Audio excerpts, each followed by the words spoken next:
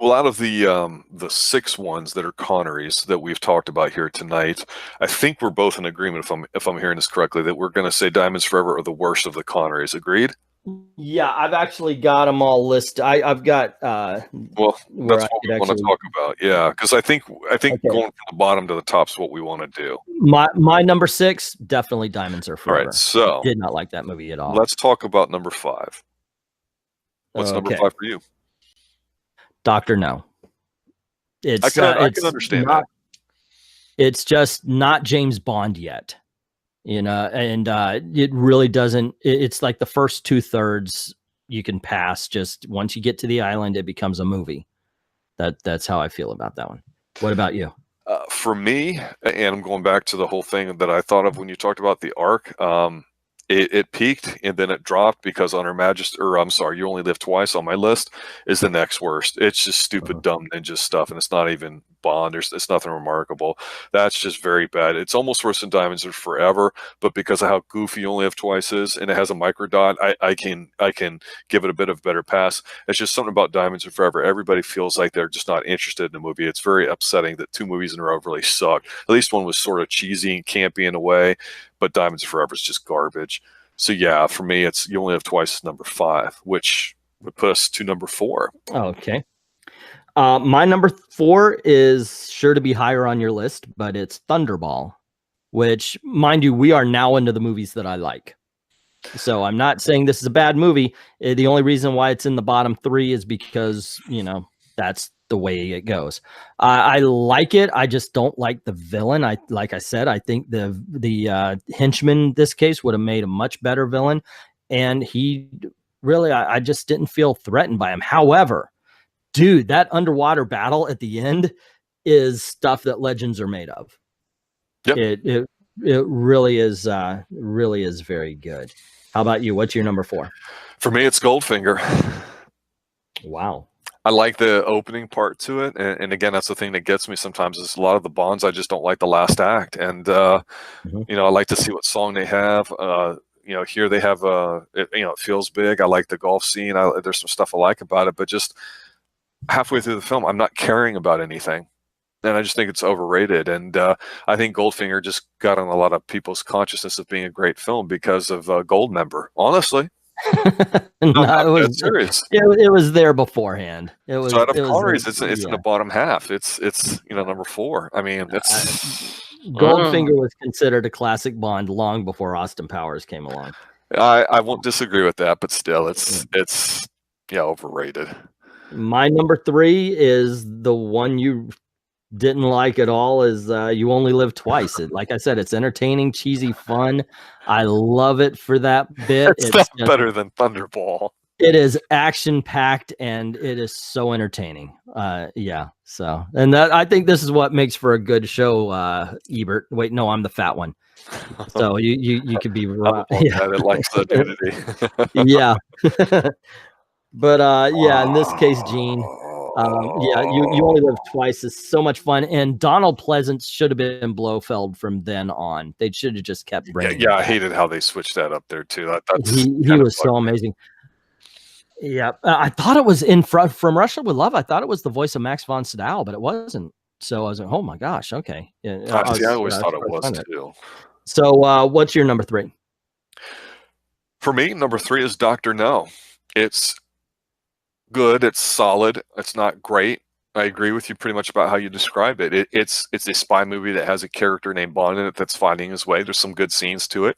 It's definitely worth a watch. It's a quiet film, which I definitely don't mind. There's not tons of explosions or just overpowering stuff. And it feels like an old spy movie. And it was made in 1962. So it just, I do enjoy it. It's not great, but it's solid. It's good. Okay. So gosh, number two, what do you have? My number two is From Russia with Love, which is amazing if you consider how I talked about it the first time around. Once again, it is a really good spy movie. It's a beautiful looking spy movie. It's great sets, great action scenes for once, and a good fight, which is rare in a Bond movie. I liked Robert Shaw is Red Grant, the villain. I'll actually show respect and call him by his character name. Hitman too. Yeah. He was done very well, and he was a menacing villain. Yes. Yes. So yeah, I absolutely loved that. The didn't have the best layer in the world, which was on a ship, which I do have to say one thing I did like about it was the fact that the ship was always in motion.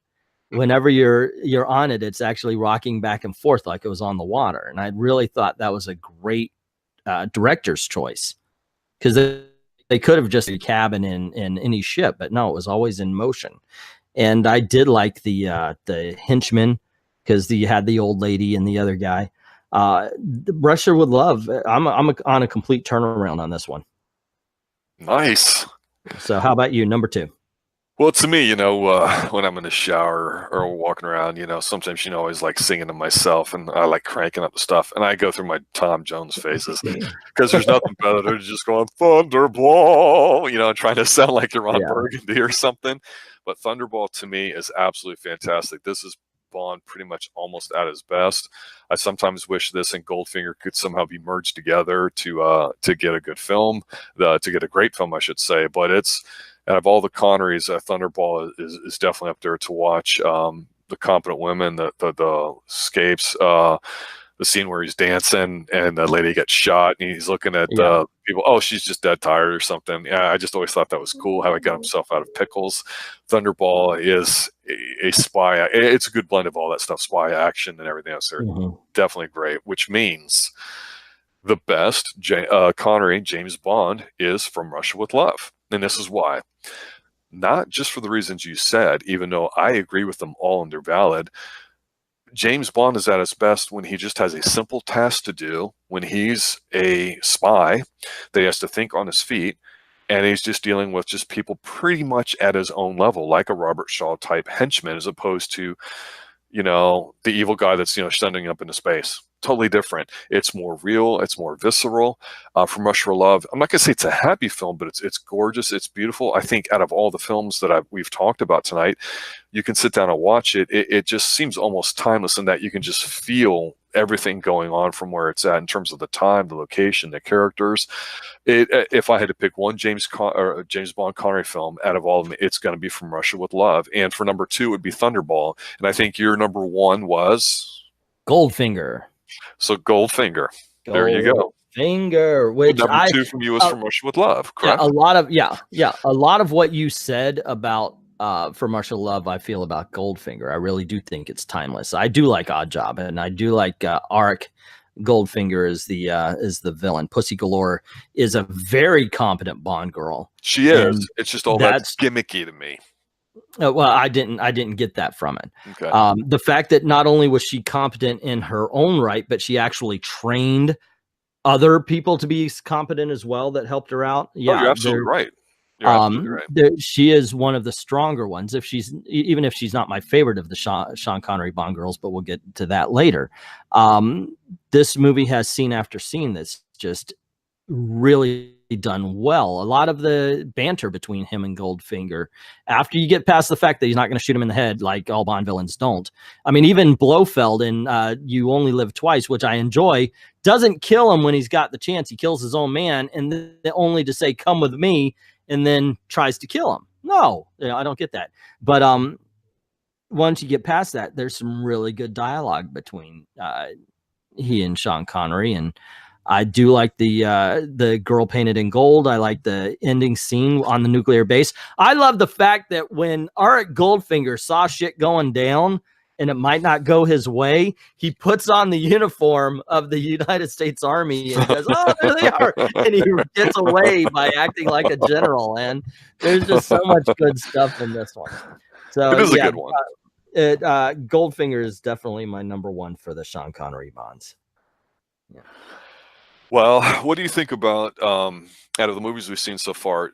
How would you just describe Connery in general when you think of Bond? Because I know we're going to talk about which Bonds we prefer and which ones are the best and all that later. But just in general, what do you think? In general, what I think, he's good at the ladies' man stuff. He's good at the charming stuff, and sometimes he's okay at the spy stuff. He's not an action star in any way, shape, or form. Once again, I've said this before, and if you ask me when we do next week when we do Roger Moore. I'll say it again. When people think about James Bond, they think about Roger Moore, not Sean Connery. Even when they're saying Sean Connery is their favorite Bond, the tuxedo wearing, martini swilling womanizer is more Roger Moore. Sean Connery is okay, but he's not my favorite. Interesting. Yeah. Interesting. I phoned him when I was younger watching him, because he definitely is very masculine, and I do appreciate that. He looks like a man. He has a great body. He looks like the part, and I always appreciated that as I've gotten older and watched him, especially when we would see him act in other movies like Highlander and everything else as he's gotten older. He looked like a legitimate guy that could put on a suit, the guy that could kick your butt. He didn't seem like the smartest guy in the world to me, and Little Bond used to make his decisions for him, which we understand that too. I think in general, the movies he had, I just wish he would have cared more, because that's the feeling I definitely get in some of the films. And that's the disappointing thing to me, is I think he's got a good chunk of very good watchable films to watch. And he has one of the best in From Russia with Love that we both really like. Yeah. He seemed like a TV actor. When a TV actor gets a hit show and everybody kind of pegs them as that, and they start hating the role because they want to do other things. That's what he sees. It's like he never really appreciated what he had on hand. There you go, gang. That is our rankings for the Sean Connery James Bond movies. What do you think? Do you agree? Do you disagree? Do you agree more with me, or do you agree more with Rob Zilla? Let me know in the comments below. Don't forget, line them up, worst to best. What are your decisions? Also, don't forget to click like, share, subscribe, hit that notification bell, because cool things happen around here and don't want you to miss anything. Speaking of not missing anything, right about now you should see some boxes popping up saying, hey, check out this video, and there's some cool videos as well. Check them out. Listen to it. And don't forget to go on over to Ko-Fi or to Patreon, drop $1 in the till, helps keep making videos for you. Thank everybody who's already done that, and to everyone, all of the true believers, thank you very, very much for watching.